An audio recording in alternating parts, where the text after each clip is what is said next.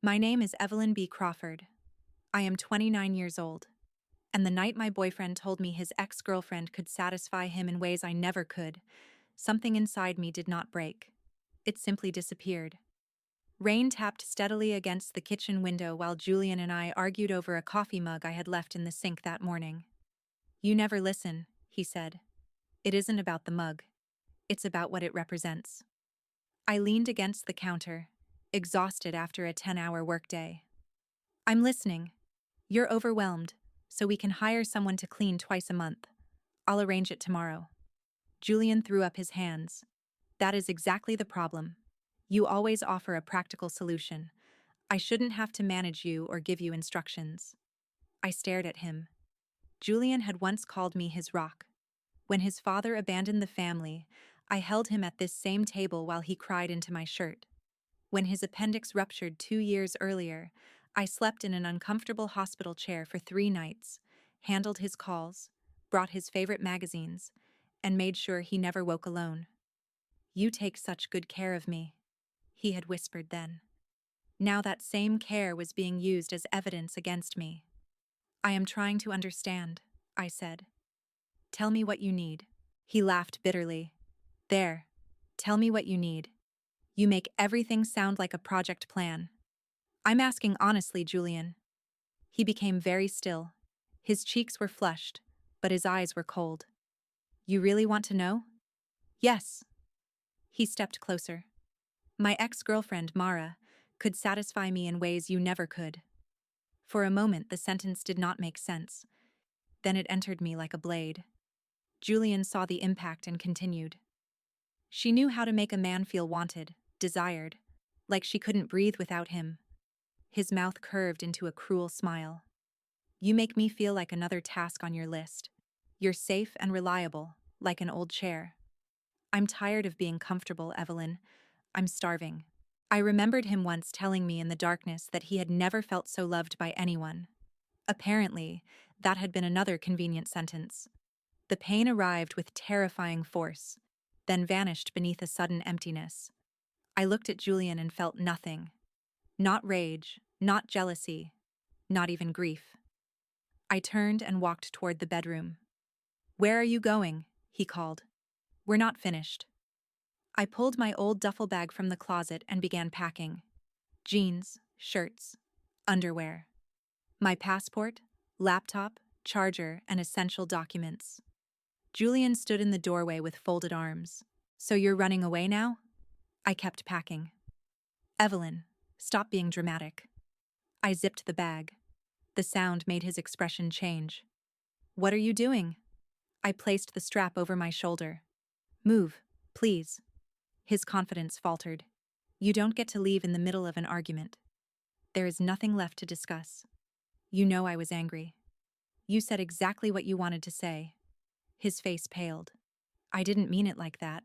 I waited silently until he stepped away from the doorway. At the front door, he made one final attempt to regain control. "If you walk out, don't come back." I opened the door. Rain rushed into the apartment along with the cold night air. I did not answer. I drove for 20 minutes before finding a motel near the highway. The room smelled faintly of disinfectant and stale smoke. I sat on the edge of the bed and placed my phone on the nightstand. 17 minutes later, it lit up. Julian calling. Then again. And again. The first text arrived at 12:14 a.m. "Where are you?" The second followed 4 minutes later. "This is insane. Come home so we can talk like adults." At 12:31. "I'm worried about you. Please answer." I turned off the ringer but left the notifications visible. I wanted to watch the transition. Control becoming confusion, confusion becoming panic. The first voicemail was restrained. "Evelyn, I was angry. I said something I didn't mean. Call me and tell me where you are." The second carried fear. "I'm sorry about Mara. It was a low blow. But you can't just leave. We have a life together." The third came after 1 in the morning. He was crying. "Please come home. Mara was terrible. You know that. You're everything she wasn't. You're stable and good. And you love me." My stability had been an insult an hour earlier. Now it was the reason I should return. I deleted the voicemail. Then I watched another message appear. Are you really throwing away 3 years over one sentence? I stared at it before placing the phone face down. Julian believed I had ended our relationship because of one cruel sentence. He did not understand that the sentence had only revealed the truth. And I would never fight for someone who had just used his ex-girlfriend as a weapon to destroy me. By dawn, Julian's messages had become a timeline of emotional collapse. At 2:23 a.m., he wrote that the bed felt too large without me. At 3:11 a.m., he asked for a single text confirming I was safe. At 5:02 a.m., the fear disappeared and blame returned. Are you really going to destroy everything because I lost my temper? I read that message twice. In Julian's version of events, he had merely lost his temper. He had not compared me to another woman. He had not used my deepest insecurity as a weapon. He had not told me that the care I gave him made me dull and inadequate. The gray morning light crept through the motel curtains while something inside me became solid. Not anger. Purpose. At 7, I called my manager, Gregory. Family emergency, I said.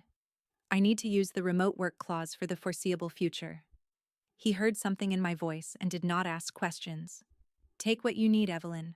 We'll cover today's meetings. Thank you. I'll have everything under control by tomorrow.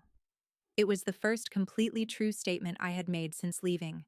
I found a furnished studio apartment on the opposite side of the city and booked it for 3 months. Then I rented a storage unit and hired a professional packing service. Their instructions were simple. Retrieve all items labeled Evelyn from the bedroom and home office. Deliver everything to storage unit 417. I scheduled the collection for Tuesday morning, when Julian worked a half day at the boutique. There would be no confrontation, no final speech, no opportunity for him to cry, promise change, or twist my departure into cruelty. My phone continued lighting up while I organized the end of our shared life. At 9:15 a.m. You're really not answering after everything. At 11:30, I called your office. Gregory said you're remote. What are you doing? Then, late that afternoon, the message that removed any remaining doubt. Fine. Be that way. You were always a coward. You can't handle a real man with real emotions. Mara was right about you. I stared at the words. Mara was right about you. He had already contacted her. Less than a day after using his ex-girlfriend to humiliate me, Julian had gone directly to her for comfort. The circle was complete. I was no longer standing outside the relationship trying to understand what had happened. I was looking at it clearly from a distance. 2 days later, the packing service entered the apartment. Julian returned to find strangers had removed every item that belonged to me. His messages exploded. You sent strangers into our home? You couldn't even face me? This is unbelievably cold. By then, I was sitting in the temporary studio surrounded by bare walls and unopened boxes. The place was sterile. A bed, a small table, a narrow kitchen. Nothing sentimental. It was exactly what I needed. I bought 1 set of sheets, 2 towels, and a cheap coffee maker. Every morning, I woke before sunrise and ran along the river until my lungs burned. Every night, I went to a 24-hour gym and lifted weights in the nearly empty room. Physical pain was simple. It did not lie. It did not compare me to someone else and then ask me to stay. 1 week passed. Julian's messages became less frequent but more vicious. You're throwing away 3 years.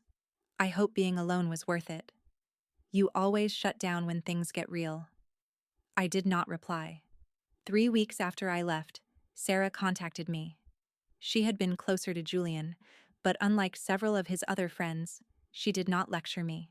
Her message was brief. I don't want to get involved, but I think you should know Julian has been spending time with Mara again. He called her the night you left. He has been drinking, and I'm worried he is making a terrible decision. I felt no jealousy, only tired confirmation. I replied, "Thank you for telling me." That was my first communication with anyone from our former life. Julian's messages changed soon afterward. The anger drained from them. Confusion took its place. Why is she still like this? She said she had changed. Then, Mara says I should feel lucky she took me back. A week later, she criticizes everything. Nothing I do is good enough. You were never cruel to me. The irony was almost unbearable. The woman Julian had used as proof of my inadequacy was now punishing him with the same instability he had once romanticized. I could have ignored every message. Instead, I read them once and archived them. Not because I intended to rescue him, because each one confirmed that I had escaped the moment before his chaos became mine again. By the 6th week, Mara had moved into the apartment. Julian left me a voicemail late one night. His speech was slurred. She said it was temporary, just until she gets back on her feet. But she uses my car. She ordered a television using my account. When I asked her about it, she accused me of not supporting her. You always supported me, even when my ideas were stupid. His voice cracked. I don't know what to do. I listened until the message ended. Then I deleted it. Julian had once described my stability as lifeless. Now he was begging for it from inside the very relationship he had used to wound me. I felt no satisfaction, only distance. He had chosen Mara because he believed she represented passion. What he had really chosen was unpredictability, manipulation, and a familiar wound he had never healed. The woman who could supposedly satisfy him in ways I never could was beginning to consume everything around him. And this time, I would not be there to clean up what remained. Mara's presence in Julian's apartment changed everything faster than even Sarah had expected. At first, Julian tried to convince himself the arrangement was temporary. Mara needed somewhere to stay. She had fallen behind on rent. Her latest photography contract had collapsed. Julian repeated those explanations to mutual friends, as if he were defending a business decision rather than explaining why the woman he once called toxic was now sleeping in the bed we had shared. But temporary became permanent with frightening ease. Mara left clothes in the closet, cosmetics across the bathroom counter, and unpaid delivery boxes stacked beside the door. She began using Julian's car because hers was supposedly being repaired.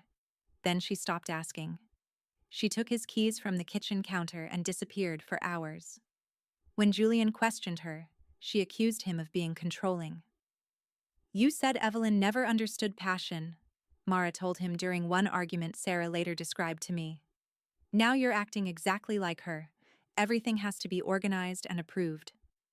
That comparison silenced him. He had spent months using Mara to prove I was inadequate. Now Mara used me to shame him whenever he tried to establish a boundary. Julian's messages arrived mostly after midnight.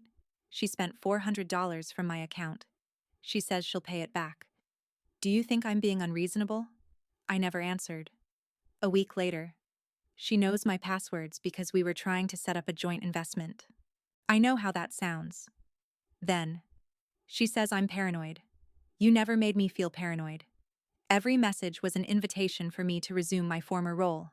Explain the problem, offer a solution, reassure him that he was not imagining things. I refused. The silence forced Julian to remain inside the reality he had chosen. Meanwhile, my life continued to become quieter and more structured. My work improved. Without nightly arguments or emotional emergencies, I finished a difficult client project ahead of schedule. Gregory called me into a video meeting and offered me leadership of a new division. You have been unusually focused, he said. I almost told him why. Instead, I replied, I stopped allowing distractions to become priorities. The role came with a raise and enough flexibility for me to consider buying a permanent home once the studio lease ended. I should have felt guilty for thriving while Julian unraveled. I did not. His suffering was not proof of my cruelty. It was proof that I had once protected him from consequences he desperately needed to experience. Sarah remained the only person who occasionally updated me. She never pressured me to help. One afternoon, she called while I was walking home from the gym. Evelyn, something is seriously wrong. What happened? Mara tried to convince Julian to put her name on one of his accounts. I stopped beneath a street lamp. Did he? I don't know. He will not answer directly. Sarah lowered her voice. She has also been asking questions about his credit limit and whether his apartment deposit can be refunded. Has anyone told him to speak with the bank? Yes. He says we're judging her. The response was painfully familiar. Julian had once accused me of being insecure whenever I questioned Mara. Now he defended her against people trying to protect him. I understood then that no warning would reach him until the fantasy became more painful than the truth. 3 days later, a city news alert appeared on my phone. Police seek woman in connection with identity fraud and rental scams. I almost dismissed it. Then I saw the name. Mara D. Collins, 31. I opened the article. A grainy photograph showed Mara smiling at the camera with the same confidence Julian had once described as irresistible. According to police, she targeted former romantic partners and acquaintances, moved into their homes temporarily, gained access to personal documents, and opened lines of credit in their names. Several victims had reported missing cash, jewelry, and electronics. 2 active warrants had been issued. I read the article once, then again. There was no triumph, only a cold sense of completion. The qualities Julian had romanticized, her spontaneity, intensity, and ability to make him feel desperately wanted, had been tools. He had not been chosen because he was special. He had been selected because he was useful. The same way he had treated me. That evening, Sarah called again. Her voice shook. The police were at Julian's apartment. I sat down slowly. Is he safe? Yes. Mara is gone. What did she take? Cash, his grandmother's watch, some documents. She opened a credit card using his information. Sarah hesitated. They think she may have involved him in one of the rental scams. He says he knew nothing. I believed that part. Julian had been careless, selfish, and cruel, but he was not a criminal. What happens now? He has to prove he wasn't involved. He is terrified. Less than an hour later, Julian left me a voicemail. His voice was nearly unrecognizable. He's gone, he whispered before correcting himself. She's gone. He sounded confused, as if even his language could no longer keep pace with the collapse. She took the money from the emergency jar. She took my grandmother's watch. The police showed me photographs of other people she did this to. His breathing broke into a sob. Everything she said was a lie. I stared through the studio window at the city lights. Everything I said to you was a lie, too, Julian continued. You were never cold. You were never inadequate. I wanted to hurt you because you were asking me to take responsibility. He paused. I have nothing now, Evelyn. I am alone. Then came the words I had once wanted to hear. You were the only good thing I ever had. 6 months earlier, that sentence might have brought me home. Now it sounded like another burden being placed at my feet. Please call me, he begged. I don't know what to do. The message ended with a muffled sound, perhaps the phone slipping from his hand. I listened once more. Not because I missed him, because I wanted to be certain there was no part of me still waiting to rescue him. There was not. I deleted the voicemail. Then I opened his contact information, scrolled to the bottom, and selected block caller. The final severance was silent. No confrontation, no dramatic farewell. Just a small movement of my thumb. Julian's hurricane had finally reached land, but I was no longer standing inside it. For the first time, the silence around me was not emptiness.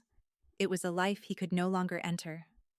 6 months after I walked out of the apartment, the temporary studio had become a memory. I had purchased a small modern condo overlooking the river. It was filled with natural light, clean lines, and furniture chosen by no one but me. There were no echoes of old arguments in the kitchen, no framed photographs turned face down, no duffel bag waiting on the top shelf of a shared closet. The silence inside the condo was no longer hollow. It belonged to me. My body had changed too. The late-night gym sessions and long runs had begun as a way to outrun thought. Over time, they became discipline. The strength I saw in the mirror was not for anyone else. It was physical evidence that I had survived something designed to make me doubt myself. Work flourished in the absence of chaos. I led a project that brought in one of the company's largest clients of the year.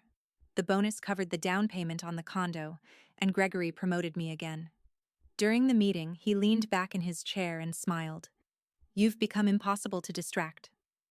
I thought about Julian, about how many evenings I had spent managing his emotions instead of building my own future.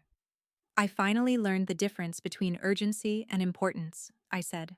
The real victory was not the condo or the promotion. It was internal. I no longer woke wondering whether I had been too harsh. I no longer replayed Julian's comparison to Mara. The cruel sentence had lost its power because it no longer defined me. It defined him. When Sarah's wedding invitation arrived, I held it for several minutes before opening it. She was marrying Benjamin, a quiet accountant who had been part of our broader social circle for years. The wedding would be filled with people from my old life, including Julian. I felt no dread, only mild curiosity. Sarah had been the one person who gave me information without asking me to save him. Attending felt less like returning to the past and more like closing a final social loop. By then, I had been seeing Mason for several months. We met through a professional networking event, though neither of us remembered much about the presentation because we spent the reception making dry comments about the speaker's endless slides. Mason worked in architecture. He was thoughtful, grounded, and confident without needing attention. When I told him about the wedding, he raised one eyebrow. A room filled with your ex-boyfriend's friends? Some of them are my friends, too. And he'll be there? Probably. He considered it. Sounds like a potential disaster. I laughed. Is that a no? It's a yes. I enjoy observing controlled chaos. The wedding was held at a renovated barn in the hills. Mason wore a charcoal suit. I chose a deep blue dress that made me feel elegant without feeling disguised. As we entered the venue, he offered his arm. You okay? I am. And I meant it. I saw Julian within 10 minutes. He stood near the bar alone, holding a glass of champagne without drinking it. His clothes fit poorly, hanging from a frame that looked thinner than I remembered. His face was pale, and his eyes moved through the room with a restless, haunted quality. The man who once called my care inadequate looked like someone who had not known peace in months. Then, he saw me. His body became rigid. His gaze traveled from my face to Mason beside me. The reaction was immediate. Shock, regret, then something close to humiliation. I gave Julian a small, neutral nod before turning to greet two friends from work. I refused to make his presence the center of the evening. Mason and I laughed through dinner, danced badly, and took photographs with Sarah and Benjamin beneath strings of warm lights. Still, I could feel Julian watching me. The old Evelyn would have monitored his expression, wondering what he felt. The woman I had become barely noticed. After dinner, Mason joined Sarah's cousins on the dance floor. I remained at the table, sipping a glass of wine and watching him attempt a complicated group dance with complete seriousness. The chair beside me shifted. Julian stood there. Up close, the damage was clearer.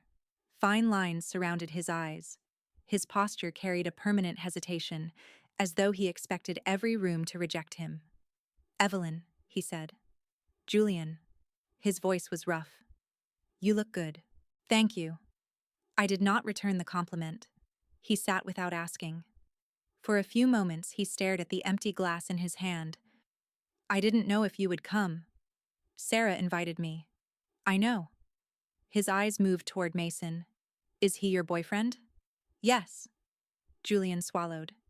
He seems happy. He is. And you? I am too. The answer hurt him. I saw it in the way his fingers tightened around the glass. I heard about your promotion, he said. Thank you. And the condo. I nodded. You really rebuilt everything. I did. He looked down. Mara destroyed me. I said nothing. She left me with debt. The bank froze one of my accounts. I spent months proving I wasn't involved in the scams. His voice began to shake. They recovered my grandmother's watch, but most of the money is gone. I'm sorry that happened. The words were polite. Nothing more. Julian's eyes filled. I deserved some of it. That is not how crime works. You know what I mean. He leaned closer. I treated you like you were replaceable. Then Mara treated me like I was disposable. There it was. The lesson he had learned through pain. I was so stupid, he whispered. I remained silent. He looked at me as if waiting for the woman who once rushed to comfort him. That woman did not appear. I lost everything because of one sentence, he said. No. His eyes lifted. You lost me because the sentence revealed what you were willing to do to me. I didn't believe it. You believed it enough to use it. Tears slipped down his face. I'm sorry. I know. I mean it now. I believe you. Hope flickered across his expression. But believing you does not change anything, I continued. The hope vanished. Julian looked toward Mason, who was laughing with the wedding party. I think about that night all the time. I don't. The answer seemed to stun him more than anger would have. He reached for my hand. I moved it away. Evelyn, please. I know I don't deserve another chance, but maybe we could talk. Start slowly. I've changed. You should keep changing. With you. No. His face collapsed. You really feel nothing? I considered the question. I feel grateful. For what? That you showed me who you were before I gave you more years. He stared at me. The music continued around us. Then Mason approached, smiling, slightly breathless from dancing. That became more complicated than expected, he said before noticing Julian. I stood. Mason, this is Julian. An old friend. The phrase landed quietly. An old friend. Not the love of my life. Not the man who broke me. Just someone from another chapter. Mason offered his hand. Nice to meet you. Julian shook it weakly. I slipped my arm through Mason's. We were just finishing our conversation. Julian looked at me one final time. His eyes carried a silent plea. I gave him nothing to hold on to. Not cruelty. Not hope. Only closure. Take care of yourself, I said. Then Mason and I walked back toward the dance floor. I did not look behind me. For the first time, Julian was not the storm. He was simply someone standing in the distance, watching a life that no longer had space for him. Mason and I stayed at the wedding until the final song. The drive home was quiet in the comfortable way silence can be when it does not need to hide anything. Mason kept one hand on the steering wheel and the other resting near mine on the center console. After several minutes, he glanced at me. Do you want to talk about him? I looked out at the dark road. No. He nodded. Okay. That was all. No pressure. No suspicion. No demand that I explain every expression Julian had made or every word we had exchanged. Mason trusted that when I wanted to speak, I would. The simplicity of that trust felt more intimate than any dramatic promise. When we reached my condo, the river reflected the city lights through the windows. Mason made tea while I changed out of my dress. I stood in the bedroom for a moment, looking at the life I had built. The framed photograph on my nightstand showed Mason and me during a weekend hiking trip, both tired, windblown, and laughing. It was not a perfect image. That was why I loved it. There was no performance in it, no hidden comparison, no one pretending. I returned to the kitchen and found Mason leaning against the counter. He apologized, I said. Mason handed me a cup. Did that help? It confirmed something. What? That I don't need him to suffer in order for me to heal. Mason considered that. Sounds expensive. I laughed softly. It was. The weeks after the wedding passed without contact from Julian. Sarah later told me he left early and spent most of the night alone in his car. I felt a brief sadness when I heard that. Not love. Not regret. Just the distant compassion one might feel for someone trapped inside the consequences of a life they had shaped badly. I hoped Julian truly changed. But I no longer confused hoping for someone's growth with offering myself as the place where they practiced. That distinction had taken me years to understand. My career continued to grow. The division I led expanded, and Gregory asked me to mentor younger employees entering management for the first time. During one session, a woman named Claire admitted that she had declined a promotion because her boyfriend felt threatened by the travel involved. Her voice became quieter as she said it. He says I'm choosing work over us. I recognized the fear in her face. The fear that ambition made her selfish. I did not tell her what to do.